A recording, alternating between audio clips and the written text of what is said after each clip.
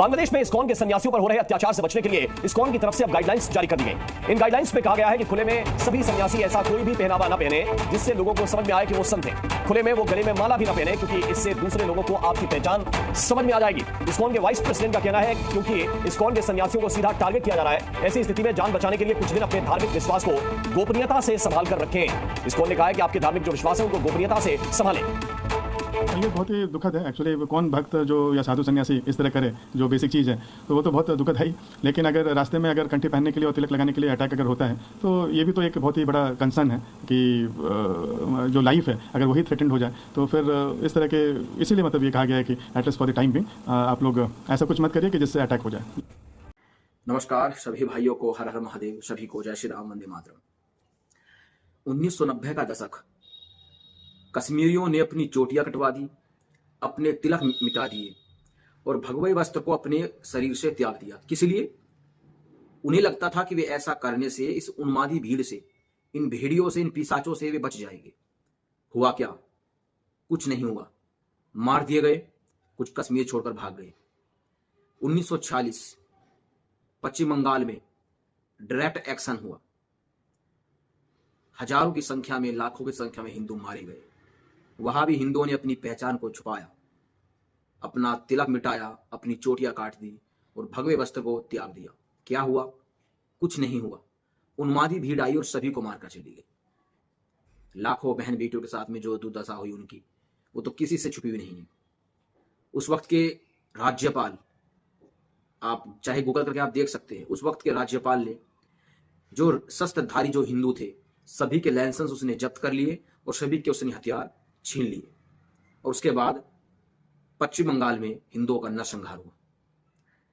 ISKCON Bangladesh, ये बहुत गहरा संबंध है। आज के समय में बांग्लादेश में हिंदुओं के साथ जो हो रहा है वो ऐसा कोई भी नहीं है जिससे छुपा हुआ हो। हालांकि बात यह है कि कोई ना बोले, वो बात अलग है, लेकिन किसी से बांग्लादेश की वर्तमान स्थिति अगर छुपी हुई है, ऐसा नहीं हो सकता।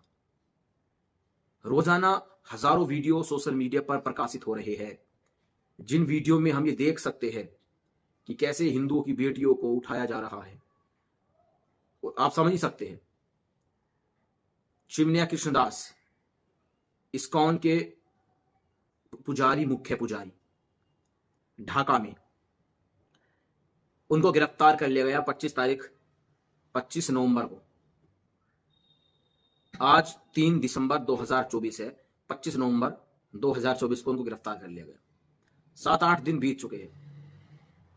उनके जो एडवोकेट है रमन रॉय, उनके घर पर हमला किया गया, उनके घर में तोड़फोड़ की गई और उनको बुरी तरह से उनको पीटा गया। आज वे आईसीयू में भर्ती है और स्थिति यह आ चुकी है कि चिमनिया कृष्णदास से इस्कॉन ने अपना नाता तोड़ लिया है।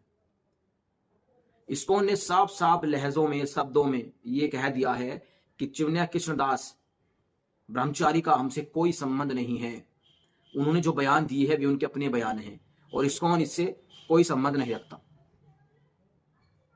उसके बाद जो स्थिति बांग्लादेश में बिगड़ी, हालांकि बिगड़ी हुई पहले से ही थी, लेकिन इस्कॉन ने यह बयान दिया, उसके बाद इस्कॉन के सन्यासियों पर जो कहर ढाया जा रहा है वो पूरी दुनिया देख रही है। पूरी दुनिया, कोई ना बोले वो बात अलग है, पूरी दुनिया देख रही है। चिमनिया कृष्णदास के वकीलों पर आत्मघाती हमले हो रहे हैं, उनको घरों में घुसकर मारा जा रहा है। यह हालत आ चुकी है कि आज 3 दिसंबर को ढाका हाई कोर्ट में कृष्णदास की सुनवाई होनी थी, लेकिन उनको पूरे देश में से कोई भी एडवोकेट नहीं मिल रहा है केस लड़ने के लिए। मुस्लिम एडवोकेट हाई कोर्ट में जाकर प्रदर्शन कर रहे हैं और प्रदर्शन इस प्रकार से कर रहे हैं कि जो हिंदू एडवोकेट है, वकील है, उनको धमका रहे हैं कि अगर तुमने केस लड़ा तो तुम्हारा वही हाल होगा जो रमन रॉय का हुआ है, जो अन्य वकीलों का हुआ है। जिसके चलते हुए अब जनवरी 2024 में सुनवाई होगी कृष्णदास पर। जनवरी 2025 में उनके केस में सुनवाई होगी और जनवरी 2025 तक वे ढाका जेल में ही रहेंगे। अब मैं आपको बता दूं जो आपको मैं बताना चाहता हूं। इस्कॉन बांग्लादेश ने एक एडवाइजरी जारी कर दी है अपने इस्कॉन के सन्यासियों के लिए कि बांग्लादेश की जो कंडीशन अभी चल रही है, हालात जो यहां पर है, उसको देखते हुए इस्कॉन के जितने सन्यासी हैं वे अपने घरों से बाहर तिलक लगाकर, भगवा पहनकर और चोटी लेकर ना आए। सुनिएगा मैं क्या कह रहा हूं। इस्कॉन ने बांग्लादेश में एडवाइजरी जारी कर दी है कि इस्कॉन का कोई भी सन्यासी चोटी लेकर, तिलक लगाकर या भगवा पहनकर या गले में तुलसी माला पहनकर, जो कि इस्कॉन के सन्यासी तुलसी माला पहनते हैं, तुलसी माला पहनकर बाहर ना निकले घरों से। और सीधे सीधे इस्कॉन के सन्यासियों को चोटी काटने का आदेश उन्होंने दे दिया है कि इस्कॉन के जो सन्यासी है वे एक रूप से अपनी चोटी काट ले, गले में तुलसी माला पहनना बंद कर दे, माथे पर तिलक लगाना बंद कर दे और भगवा वस्त्र पहनना बंद कर दे। 1990 में जो हुआ था, 1946 में जो हुआ था, कश्मीर में जो आज होता है, देश के अन्य हिस्सों में जो होता है, और जिन कंट्रियों में, जिन देशों में इस्लामिक आक्रांताओं की जनसंख्या बढ़ती है, जहां पर जो होता है वही आज बांग्लादेश में हो रहा है। और वही ऐलान इस्कॉन ने वहां पर कर दिया है कि कोई भी इस्कॉन का सन्यासी ऐसा ना करे, वरना इस्कॉन की कोई जिम्मेदारी नहीं है। तो मैं बधाई देना चाहता हूं भारत के राजनेताओं को, आपको ढेरों ढेरों शुभकामना हो। बांग्लादेश का जो 1 करोड़ के आसपास जो हिंदू था, उसका मरवाने का पूरा इंतजाम आपने कर रखा है। जुबान मत खोलिए। कल ये जब भारत में जब ये समय आएगा तो दुनिया पर कोई नहीं बोलेगी। इतिहास गवाह है, इतिहास गवाह है। जो पड़ोसियों के जलते घरों को देखकर कुछ नहीं बोलते, जब उनके घरों में आग लगती है तब वही पड़ोसी उन पर हंसते हैं। आज बांग्लादेश में हिंदुओं के साथ जो हो रहा है और भारतीय राजनेता इस पर चुप है, कल जब यही आग भारत में लगेगी तो दुनिया हंसेगी आप पर। याद रखिएगा मेरी बात आप। हम भारत में बैठे हुए आम हिंदू हैं, हम कुछ नहीं कर सकते। हम केवल यहां पर अपना विरोध जता सकते हैं, आप कुछ नहीं कर सकते। हिंदुओं ने आपको सत्ताएं दी है, सत्ताएं आपको सुख भोगने के लिए नहीं दी है कि आप फिल्में जाकर देखिए। आप संसद भवन के अंदर आपको सत्ता दी है हिंदुओं ने, हिंदुओं को बचाने के लिए, सनातन की मानवता, सनातन की परंपराओं को बचाने के लिए आपको फिल्में देखने के लिए सत्ता नहीं दी हिंदुओं ने। मैं मोदी जी आपको कह रहा हूं, थोड़ी आंखें खोलिए। और विश्व गुरु एक बांग्लादेश, एक टुच्चा सा देश, वहां पर हिंदुओं के साथ क्या हो रहा है, ये हमारे लिए शर्म की बात है। 1 करोड़ 35 लाख हिंदू वहां पर है, कई लाख हिंदू वहां पर मार दिए गए। आज 1 करोड़ के आसपास हिंदू वहां पर रह गया है। 2 साल नहीं लगेंगे उन भेड़ियों को, उन 1 करोड़ को खा जाने में, सबको खा जाएंगे वे। ये बहुत, अब मैं इस पर ज्यादा नहीं कुछ कहना चाहता, लेकिन एक बात मैं कहना चाहूंगा।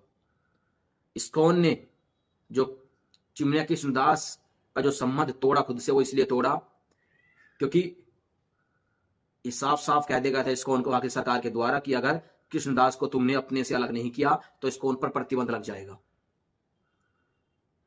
इस्कॉन पर प्रतिबंध लग जाएगा। इस्कॉन ने भारत सरकार से मदद मांगी, बांग्लादेश इस्कॉन ने भारत सरकार से मदद मांगी। वहां के हिंदू कह रहे हैं भारत सरकार से कि हमारी मदद कीजिए, फोर्स भेजिए। याद रखिएगा, जब आग पड़ोसियों के घर में लगती है तो एक हंसता है, और जब वही आग हमारे घर में लगती है तब दूसरा हंसता है। ये सृष्टि गोल है, घूमकर वही आना है। और मैं कुछ नहीं कहूंगा। आज हिंदू उस बर्बरता को झेल रहा है बांग्लादेश में, हालांकि ये भारत में भी चल रहा है। भारत इससे कोई अछूता नहीं है कि भारत में ये नहीं हो रहा है, ये भारत में भी हो रहा है। लेकिन यहां कुछ साल बाद वो स्थिति होएगी जो आज बांग्लादेश में है। बस 10, 15, 20 सालों का फर्क है। तब तक ये लोग सत्ता भोग लेंगे और सत्ता भोग कर विदेशों में निकल जाएंगे, और यहाँ के हिंदुओं के साथ वही होगा जो आज बांग्लादेश में हो रहा है, पाकिस्तान में हो रहा है और अन्य इस्लामिक कंट्री में हो रहा है। तो मैं हिंदुओं से कहूंगा कि सत्ता का मोह छोड़ दीजिए और अपने राजनेताओं से पूछना शुरू कीजिए कि तुमको हमने वोट किस लिए किया था। हम केवल सोशल मीडिया पर बोल सकते हैं, हम वहां पर जाकर लड़ाई नहीं लड़ सकते अपने भाइयों की। जिनको सत्ताई दी है, पावर दी है, उनको ही ये करना है। आज बांग्लादेश में इस्कॉन ने आदेश दे दिया कि चोटी को कटवा दीजिए, तिलक नहीं लगाना है, तुलसी माला नहीं पहननी है, भगवा नहीं पहनना है। इसका मतलब यह है कि वहां पर पूर्ण रूप से अनुमानित 50 लाख हिंदुओं का सामूहिक रूप से धर्मांतरण हो चुका है। आज उनको चोटी, तिलक, उनको तुलसी माला, जनेऊ, भगवा से उनको त्यागने के लिए बोल दिया है और कल वे मुसलमान बन जाएंगे। उसके और मैं क्या कहूँ, और मैं कुछ नहीं कहूंगा। बस आप इस वीडियो को आप शेयर कर दीजिए, जितना आप इस वीडियो को शेयर आगे कर सकते हैं, और पहुंचा दीजिए उन सत्ताओं के भोगियों तक इस वीडियो को। हर हर महादेव, हर हर महादेव, हर हर महादेव।